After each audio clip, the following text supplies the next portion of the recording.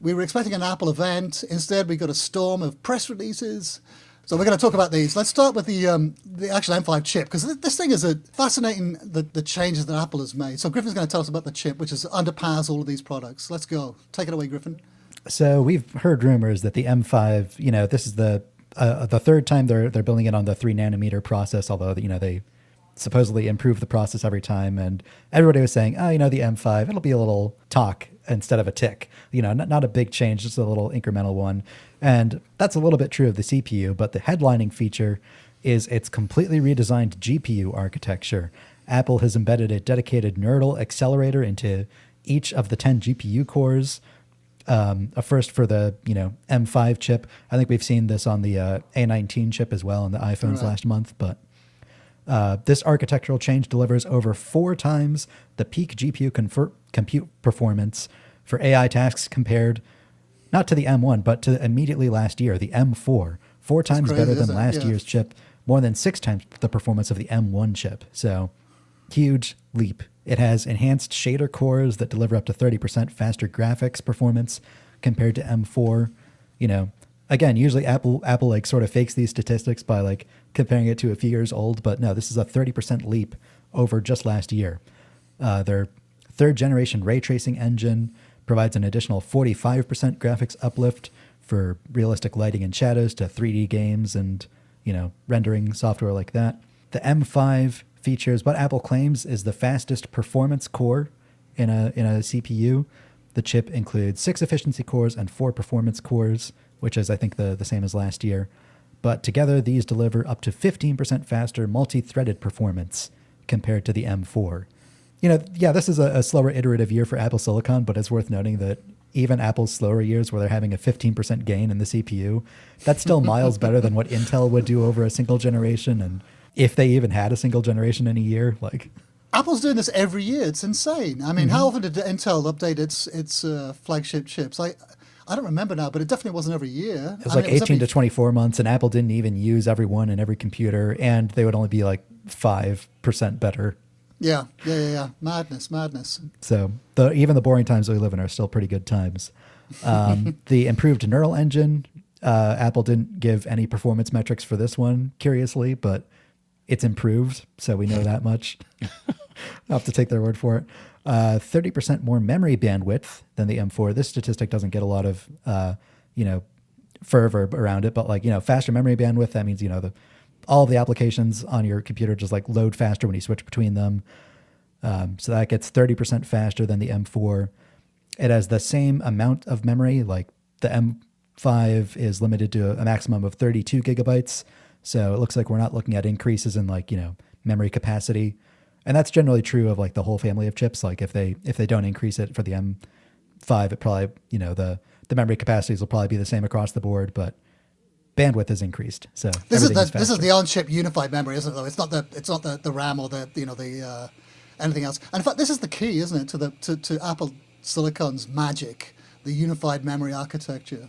Yeah, and specifically with AI and graphics performance, like on a PC, the traditional PC architecture, you have your memory, which is only available to the CPU, and if you have a discrete graphics card, which you really do if you want to do any serious gaming or AI or video editing or anything like that, your graphics card has its own separate pool of memory that's local to the card, and usually you don't get very much, only like a gigabyte or 2, or, nowadays you get more memory on the graphics card. But still, the fact that on Apple Silicon you can have the whole pool of memory shared between everything means that if you're not doing anything else and you're just running, an Xcode compile or rendering a 3D scene, it has the ability to pull from the whole pool of 32 gigabytes of memory when you would have to buy a very expensive graphics card to get 32 gigabytes of memory. Right, and it's also faster too, isn't it? Sharing between the different components of the system. This is Apple's integration, isn't it? Like par excellence, everything crushed onto the thing. Of course, like people lost their mind when Apple Silicon first came out because you couldn't upgrade the RAM afterwards, could you? It was you got what you originally bought, and of course, a lot of people. Caused a lot of consternation amongst traditional Apple users. I mean, Apple users are kind of used to that, aside from the 12 people who bought the Mac Pro, because Apple's been, even when memory was separate, they were still soldering it onto the logic board, from like 2012. Yeah. Well, it was always a big thing because Apple used to charge a fortune for memory, didn't it? So it was always they still do. It's still very expensive. Like I don't remember how much memory. I think I have 32 gigabytes of memory, and it is very expensive upgrading. Yeah, this unified memory thing, I think people are finally getting used to it and seeing the advantages of it. And there are a ton of advantages. I mean, the Apple is. Although I haven't looked, but I remember saying earlier that Qualcomm, I think, is starting to catch up. Do you know anything about that? Their ARM chips are almost as fast as Apple's now.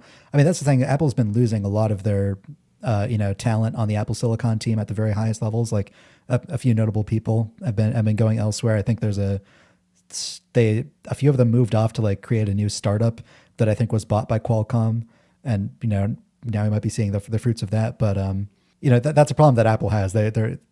Apple doesn't pay their employees as much as other Silicon Valley companies, and so whenever they have like some unique innovation that's like within their own company, you see some of the higher level people get pawned off to other places. But Meta, yeah, it's supposed to be poaching all Apple's AI talent right now. Isn't that crazy? Like, why does Apple underpay? It doesn't make any sense. Tim Cook's got to keep his margins, Mm-hmm. And the kind of money that Zuckerberg's offering is like absolutely mind-bending. Well, yeah, that's it's kind of obscene and disgusting. In fact, and it really chaps my hide. But the people should, But anyway, let's. So Qualcomm's chips are starting to catch up. But on the PC side, Apple is still going to keep its competitive edge for a long time, just because, Microsoft has tried to diversify Windows. They've tried and failed to diversify Windows off of the Intel x86 architecture so many times, and every single attempt has failed. But now they're trying again with their new Windows Copilot Plus PCs, I think is the branding they're giving them. These are all PCs. Oh, actually, I don't even know if those require ARM processors in them. I don't think they do, but they're trying again to go after these to move Windows on ARM, and I think they're a little more successful this time, but we'll still see. Yeah. Well, the one other question I had as well is about the neural accelerator versus the neural engine. Do you know the difference between the two? What does this mean? The neural accelerator that's attached to the GPU cores. Do you know how that works? Neural accelerators is basically just a fancy, and GPUs aren't very different at all, because all of it's just a bunch of matrix math, like the same matrices that you use to calculate graphics on a graphics card is virtually the same as like the matrices that you use to calculate AI tasks and machine learning tasks. It's all the same math. So the same structures that make these neural accelerators and the neural engine itself, there are some differences, but high level explanation, they're very similar. So it's basically moving a tiny neural engine inside the GPU itself. Presumably, obviously for AI tasks, isn't it? Rather than generalized GPU graphics rendering tasks. So this is making it faster specifically for AI tasks. I was looking, actually, I saw an article where they're comparing Apple Silicon, I think it was a couple of generations ago, to NVIDIA's chips. And of course, NVIDIA's chips have far more compute power, but when you compare it to power, which, at the moment, the AI industry doesn't seem to be concerned about, but this is going to be a massive concern going in the future, isn't it? And they're talking about, building these massive data centers that will consume, more power than a city. And Apple's silicon is looking really competitive, even for data centers. And we haven't heard very much about Apple building its own data centers with its own silicon, have we? There were some rumors, I think, last year, but I don't think that I haven't heard any news recently. But of course, like with power, this is, Apple's silicon is going to be is competitive with even NVIDIA's most powerful chips, which I thought was kind of mind-boggling. I mean, that's been the story of Apple Silicon. Like, yeah, you can still buy an Intel-powered PC with more raw performance, but Apple always focuses on performance per watt, which is why they're able to make laptops with like 16-hour, 24-hour battery life. Yeah. And I think the broader AI bubble maybe it doesn't burst, but slowly brings itself back down to reality, I'll say. We're not going to see as many $10 billion investments in data centers, because that won't be as profitable. Apple is focusing on running AI locally on device, and performance per watt is incredibly important for that. And these things, you know, iPhones and Macs, they're running rings around anything you can get on the Windows side, aren't they? It's cool stuff. Yeah, I think that's pretty fascinating. These chips.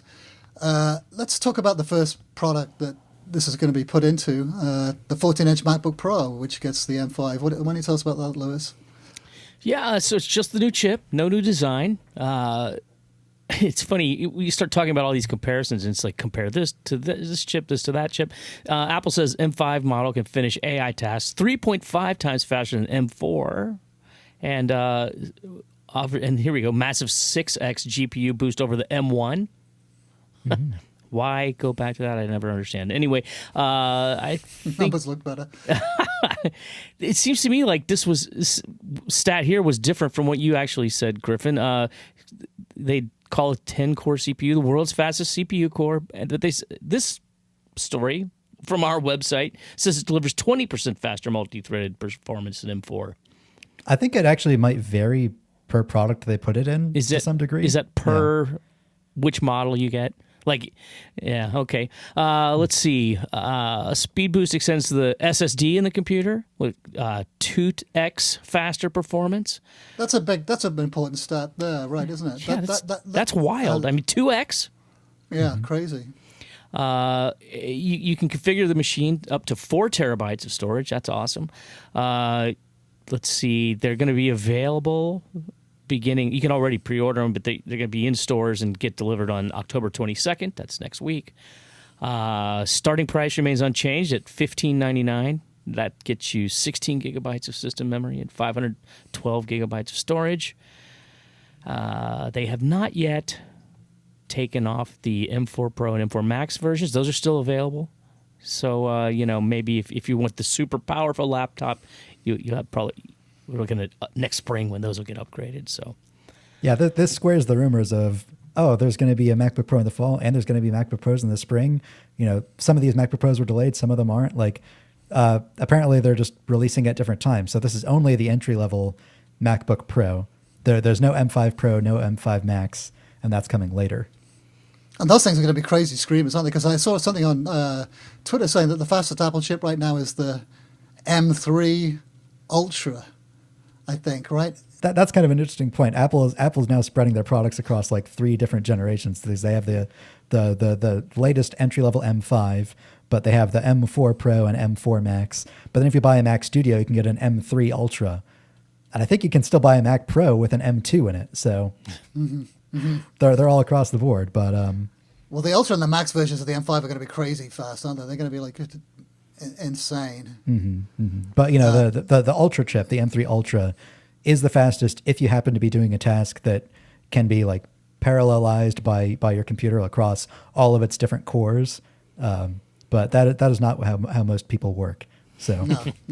Unless you're running an LLM locally or Mid-Journey or some other kind of diffusion model. Have you actually loaded any kind of LLM? Have you tried playing around with anything on your local system?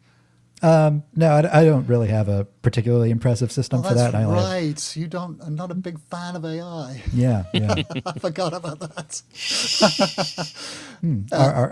The people who leave reviews on iTunes have not. Right. Yeah. Maybe we'll talk about that later on when we talk about the we get to the reader question. So Apple. Yeah. So the other product. Let's move on to the iPad Pro. So the iPad Pro gets the M5 processor, and just like the MacBook, it's basically the same. It's the primary change is the M5 chip. What didn't happen is kind of interesting. No second camera on the front. Widely rumored that it was going to get that. Didn't. In fact, but within the Russian leaks, one of the Russian leaks. Remember that the Russian leakers who unboxed the thing. One of them, I think, claimed that it did have a camera. So. Anyway, they were wrong. Let's move on for that. But the other guy said, "Yeah, there's no second camera, right?" And everybody's like, "Oh, well, how can that be? It's supposed to be happening." Turns out he was right. Nah. Niet camera. The good news is that the cases for the iPad Pro, they're still compatible with the M5 version, and the Apple Magic Keyboard is still compatible with this version too. So, all nice and backwards compatible. So it gets the same 15% improvement in multi-threaded performance over the M4. Third generation ray tracing engine offers 1.5 times faster 3D rendering and ray tracing than the previous iPad Pro. Again, artificial intelligence performance is up to 3.5 times faster than the M4. And this is unusual for Apple anyway. They now you know how much RAM is included in the newest tablets, and this is actually in the store too, isn't it? So when you go to buy it, when you try to configure it, it'll tell you how much RAM. Apple never used to do this. Where are we? So yeah, 12 gigabytes of unified memory, and that's a 50% increase for the 256 gigabyte and the 512 gigabyte variants. But if you bump it up to 1 or 2 terabytes, you get more RAM. Mm-hmm. Right? How much is it? 16 gigabytes. 16 gigabytes. 16 gigabytes. So if you bump it up, the storage options are the same. It's you get 256 and 512, plus you get 1 terabyte and 2 terabyte configurations. Again, the access is faster. Memory access, you get two times faster storage read and write speeds. That's not too shabby right there. Mm-hmm. But if you want the actual maximum iPad Pro performance, you've got to step up to the bigger storage options. I'm getting confused here with all these notes. It's weird because Apple doesn't let you configure an iPad the same way you can configure a MacBook Pro. You can't a la carte choose more memory or the CPU cores the same way you can on the Mac. So if you want the maximum performance, the unbinned chip, you have to upgrade to 1 or 2 terabytes of storage. If you get the 256 or the 512 gigabyte versions, you get 1 less performance core, but the same 10 GPU cores. How big a difference do you think that makes? Very little. Right. I can't imagine it makes very much difference at all. Especially on an iPad where only recently you've been able to run apps like Final Cut Pro or Logic Pro. I can't imagine a lot of people would really be noticing. Flappy Bird and Netflix and. Mm-hmm. Although the amount of memory that you have in your iPad does affect how many windows you can have open in the new windowing mode before it starts to silently kill them in the background. So that's something you would notice. Yeah. So yeah, the lower storage tiers get only 12 gigabytes of RAM and only 9 CPU cores, but the 1 and 2 terabyte options get 16 gigabytes of RAM, and also the ability to option it with the nano texture glass. That option is only available on the expensive ones as well. Right, yeah, and that's $100 more. So I looked at that. I went and looked at the store. So the 1 terabyte version without the nano texture glass and Wi-Fi only is like $1,900, $1,899, which that's a pretty penny for an iPad. But I mean, look what you're getting. It's a crazy powerful machine. If you want to get the nano textured glass with Wi-Fi and cellular, that's $2,200. That's for 1 terabyte. And then I maxed out what's the most money you can spend, and that's a 2 terabyte model with nano textured glass and Wi-Fi and cellular. That's $2,600. I know, before tax. That's a lot of money for an iPad. But I mean, I've got my iPad's been running for 6 years now, 7 years. So you're going to get a lot of use out of it. I mean, Matt Birchler pointed this out. In Apple's lead image of the press release, they show the iPad attached to the Magic Keyboard, framed at an angle where if you showed this to anybody who isn't intimately familiar with the Apple product lineup, they would think, oh, that's a picture of a laptop. And they even have it shown with, 10 different windows of different sizes overlapping on the screen. Apple is very clearly positioning the iPad Pro as yeah, it's expensive for a laptop. It's not expensive for a computer. This is basically a MacBook that you're buying. Yeah. Right. Yeah. Exactly. Yeah. And lots of shots with the keyboard too, as well, isn't it? Mm-hmm. Yeah. I mean, definitely a pro machine. Definitely a pro machine. I still haven't, I don't know. It'd be interesting. We should do a poll in the newsletter to find out how many people use. And the only person I know is Ed Hardy, who uses an iPad for work, and of course, he's one of the Cultivac writers. But he's been a dedicated iPad, as his main machine for years and years now, and he swears by the thing. But I got to look into it. I'd be kind of curious to know, if what kind of workflows are people using iPad Pros for, and how many people are using them. But there obviously is a market, right? Apple keeps on pumping these things out. They're definitely selling these things, so there definitely are people who use them. But I mean, most people I know stick to their Mac, I think, or their MacBook. And the good news is if you get the nano texture glass, you also get a free polishing cloth, which, and everyone was noticing as well. It's been updated to now it's compatible with the M5, because Apple updated on its website. Yeah, I mean, if I had the money, I would love one of these things. I would love one. But beautiful, beautiful machine.